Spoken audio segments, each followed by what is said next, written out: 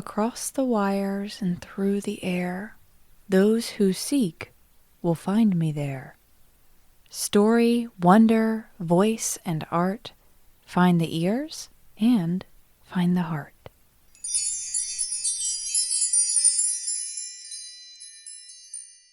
Welcome, dear listener, to Wishcrafting.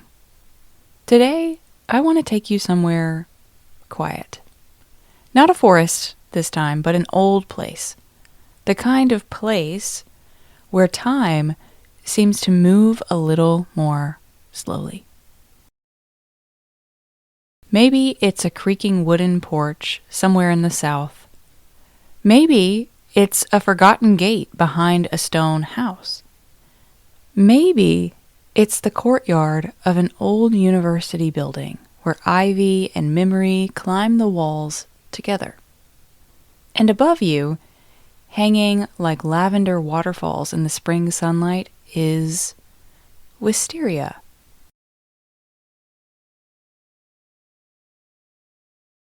Long, water-falling curtains of violet blossoms swaying gently in the breeze.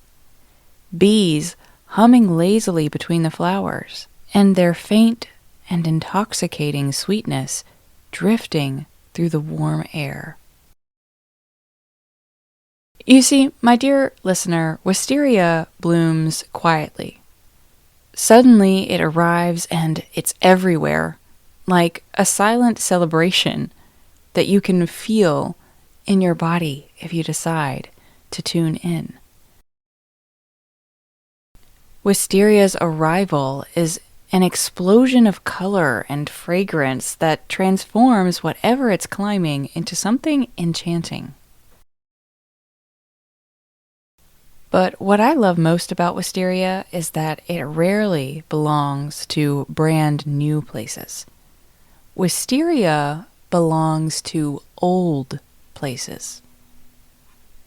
It wraps itself around abandoned barns, climbs up iron gates that have been standing for hundreds of years, and spills over porches where generations of families once sat together in the evenings.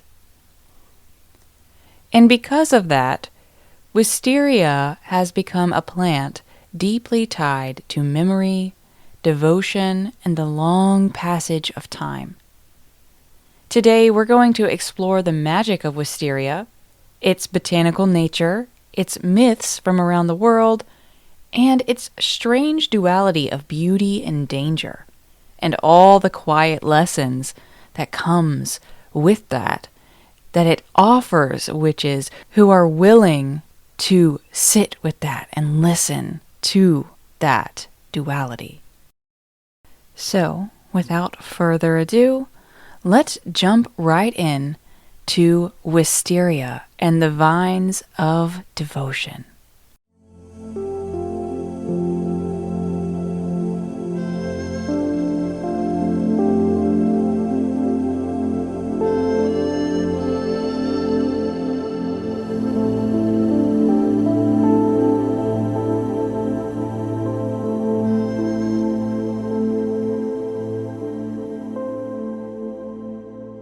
Okay, my dear listener, let's meet Wisteria. Wisteria is a genus of flowering vines in the legume family, and they are known scientifically as Wisteria. There are several species, but the three most commonly encountered are Wisteria sinensis, or Chinese wisteria, Wisteria floribunda, which is Japanese wisteria, or Wisteria frutescens, which is American wisteria. And all three of them share the same breathtaking characteristic: long cascading clusters of flowers that bloom in shades of lavender, violet, white, and sometimes even pale pink. But wisteria is more than just a beautiful vine. It is powerful. These plants grow with astonishing strength and determination. Their woody vines twist and coil around whatever they climb: trees, fences, buildings, and sometimes they thicken into trunks as sturdy as small branches.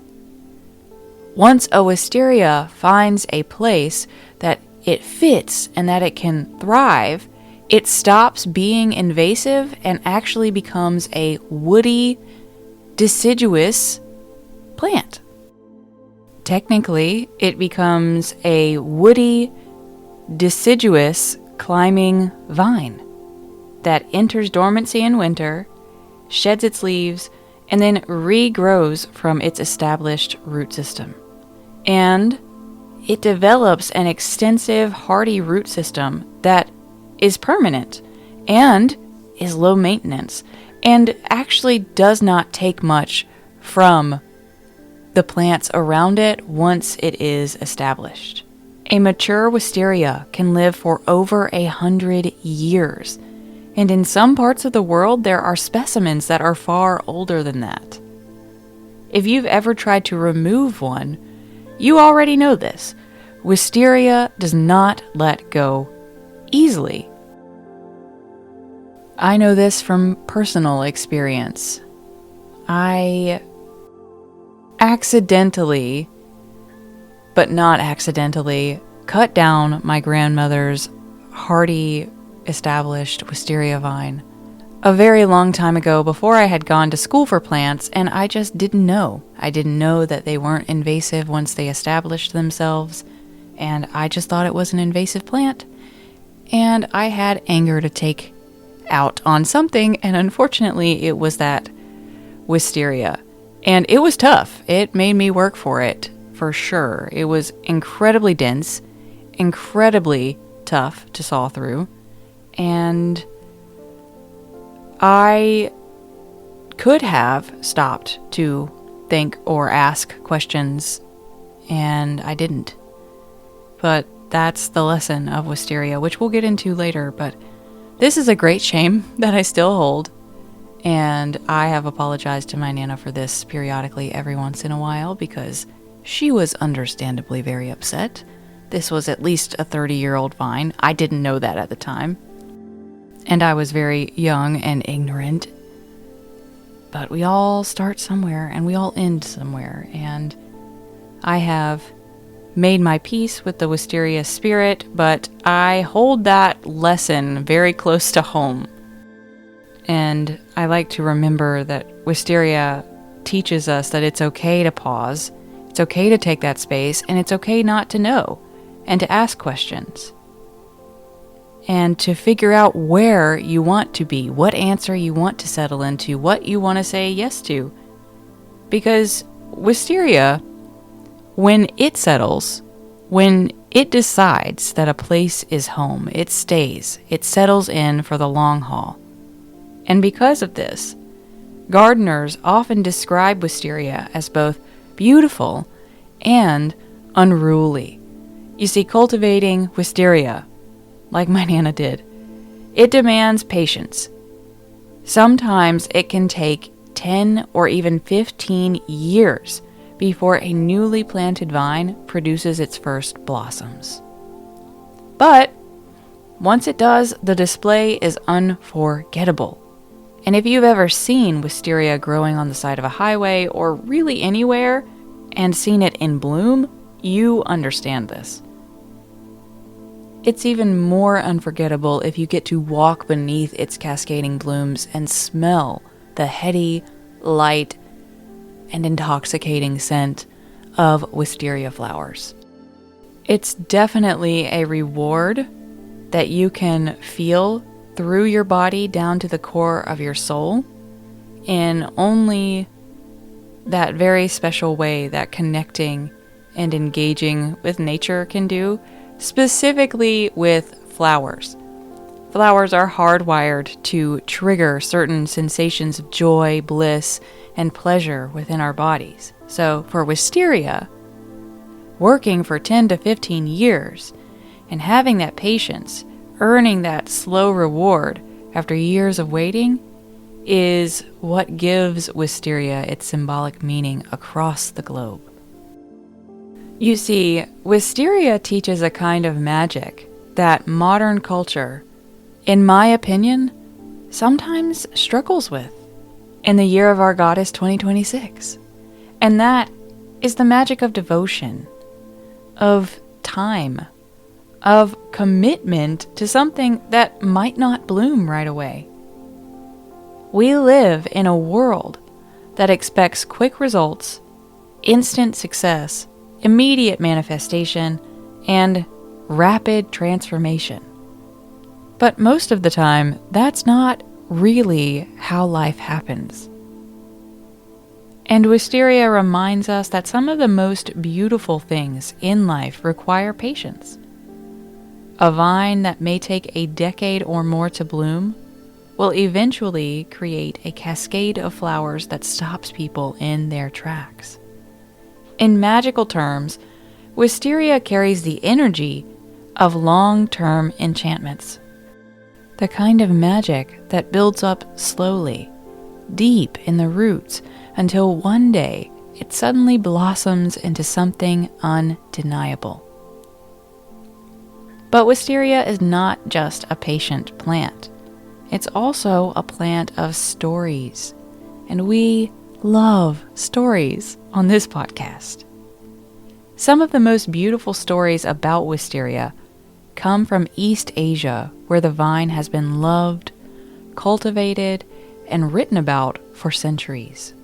So let's journey to China and Japan, where Wisteria has long symbolized devotion, humility, and enduring love. One traditional Japanese legend tells of a young woman who was renowned through her village for both her beauty and her kindness. Many men came seeking her hand in marriage, but none of them truly knew her heart.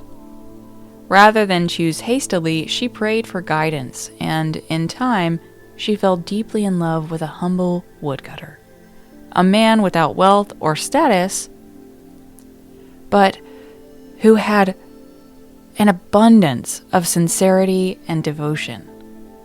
Her family, however, opposed this union and demanded that she marry someone of higher rank. The young woman refused, and the lovers fled together into the mountains. According to the story, they asked the spirits of the forest to bless their love and allow them to remain together beyond the reach of those who wished to separate them. And so, the spirits transformed them. Because be careful what you wish for and always be specific. But anyways, the man became a strong, supporting tree rooted deeply in the earth. And the woman became a flowering vine wrapping herself lovingly around him, blooming in long, cascading clusters that fell like purple waterfalls each spring.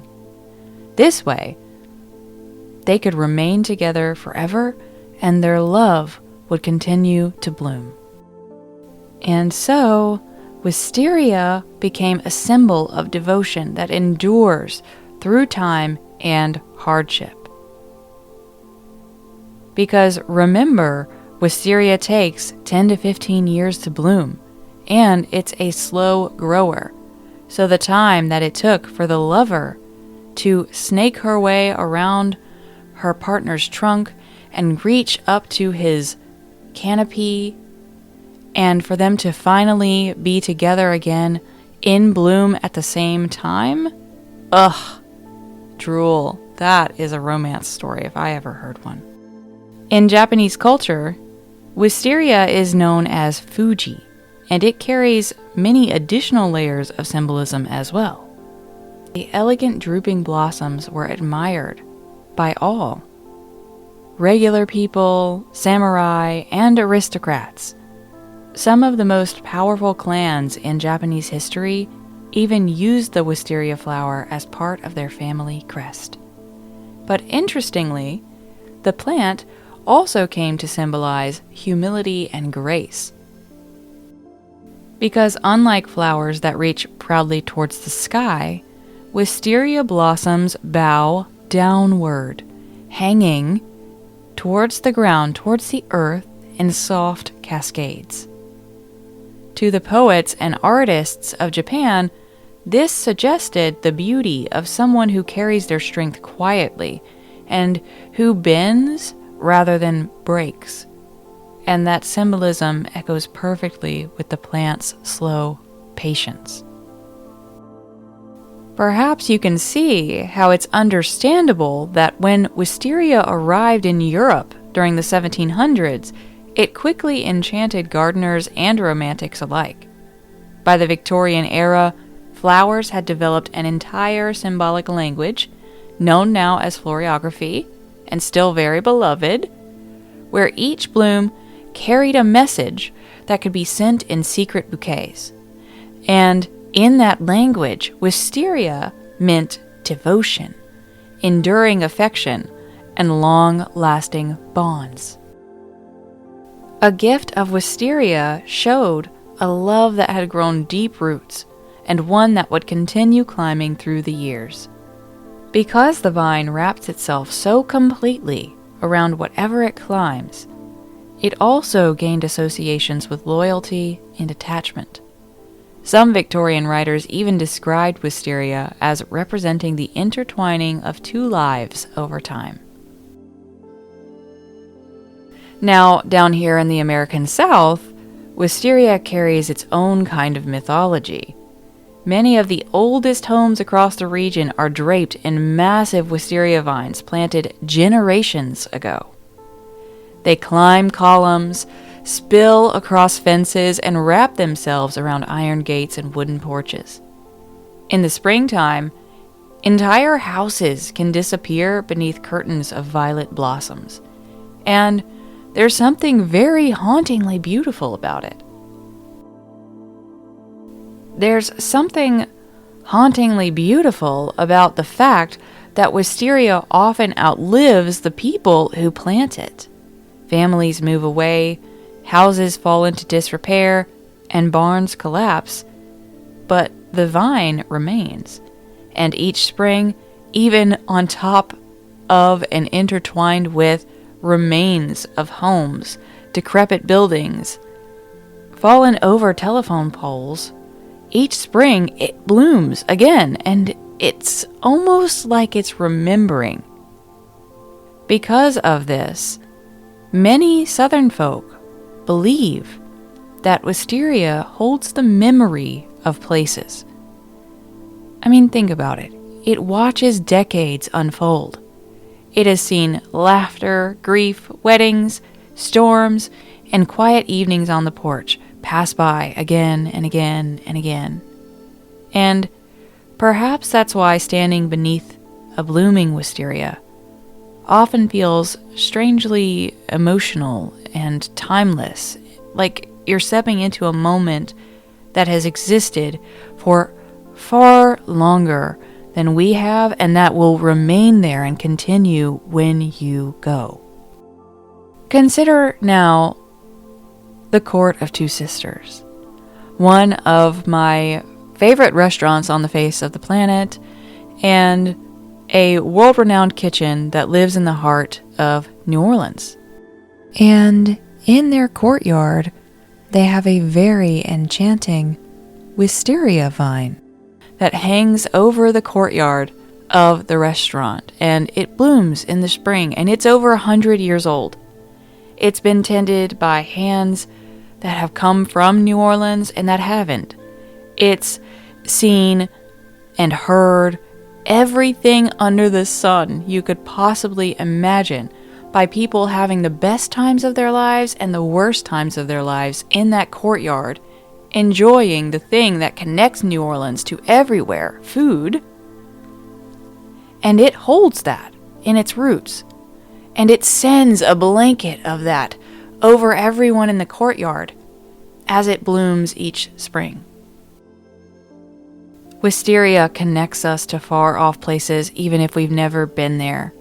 It connects us to being deeply rooted. It connects us to lineage, to questioning lineage, to understanding what lineage and home and family and rootedness even means to us.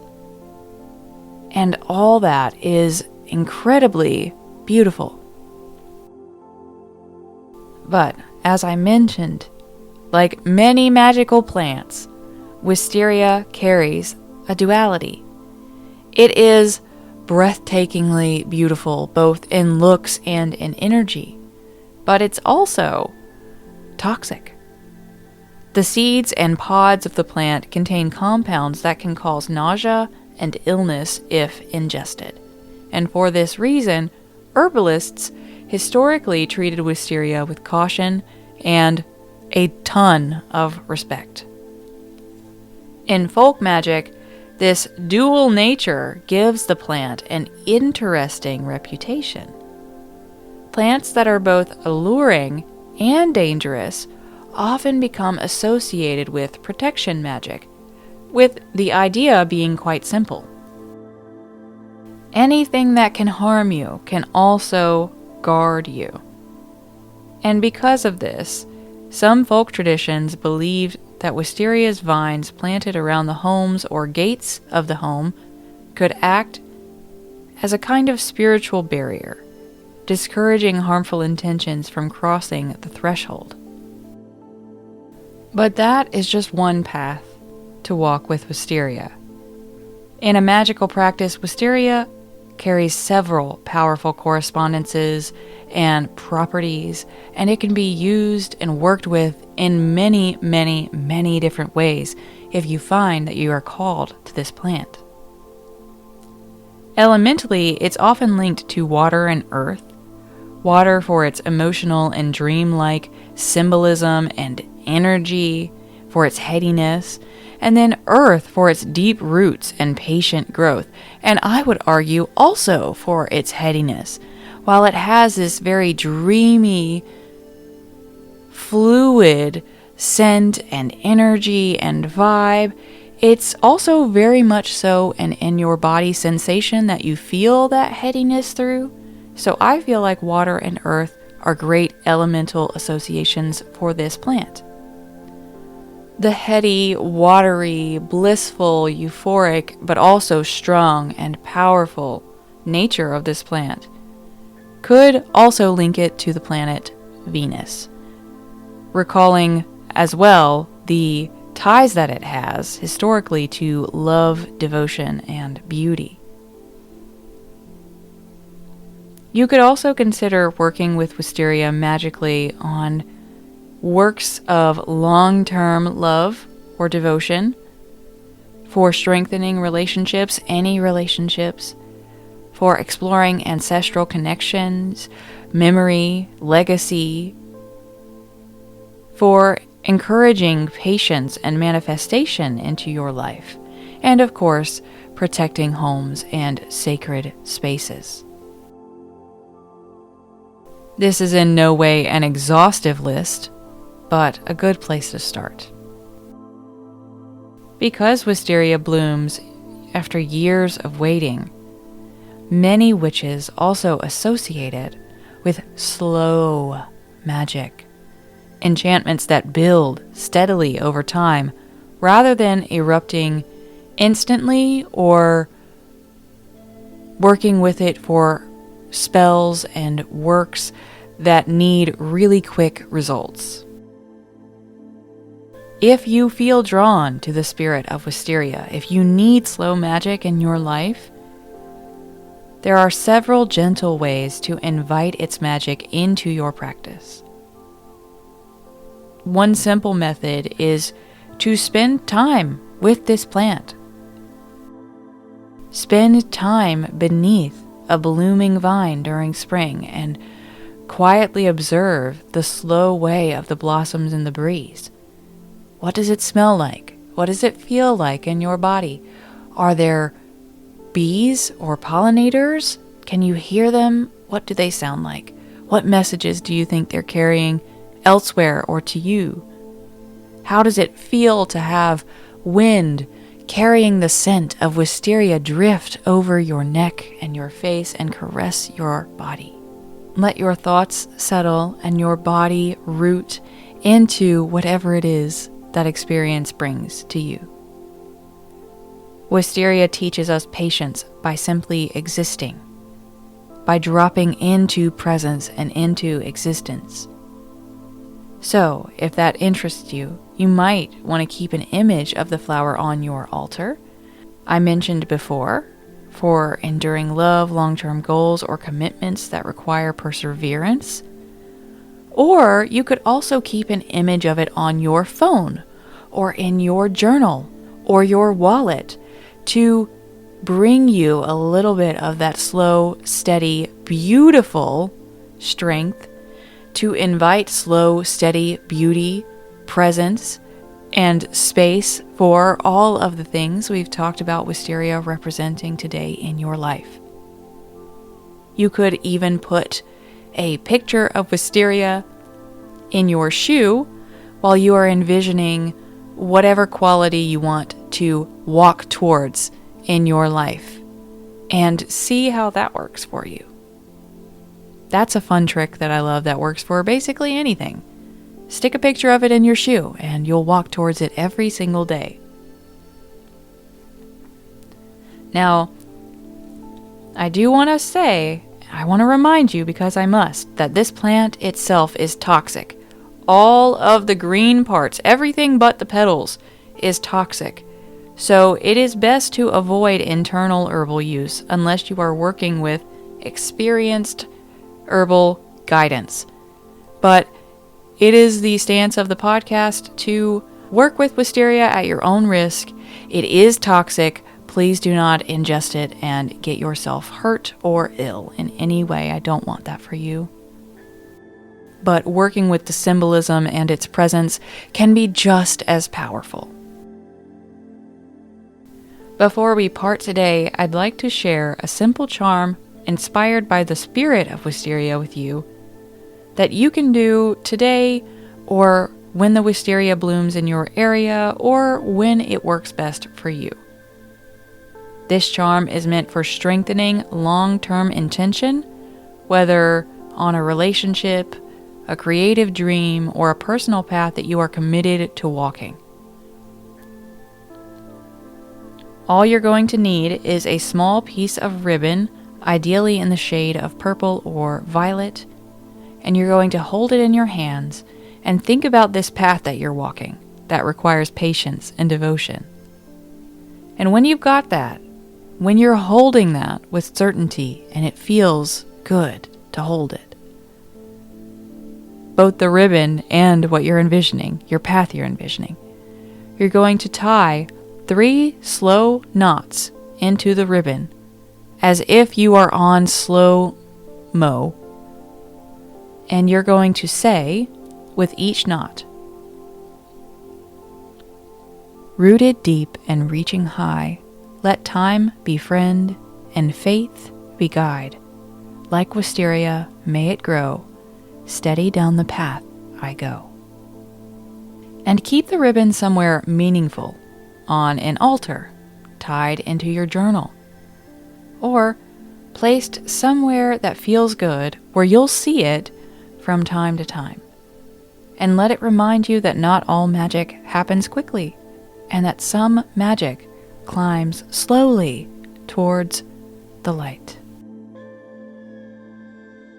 The magic of Wisteria is the magic of time itself. It reminds us that love, creativity, transformation, and so many other things that make life worth living are rarely instantaneous. Instead, they are vines. They grow slowly and they wrap themselves around the structures of our lives until one day they burst into bloom. And when they do, the beauty is unforgettable. Thank you so much for wandering through this secret, forgotten garden with me today. If you enjoyed this episode, please consider sharing it with a friend or leaving a review for us, because it really helps the show grow and reach more people.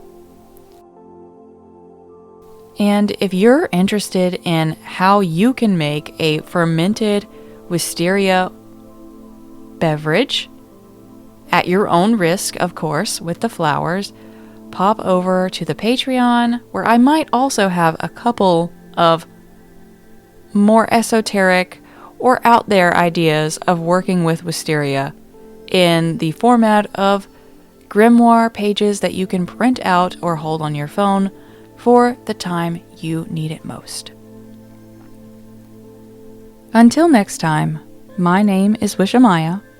Don't forget to keep your roots deep and your dreams wild.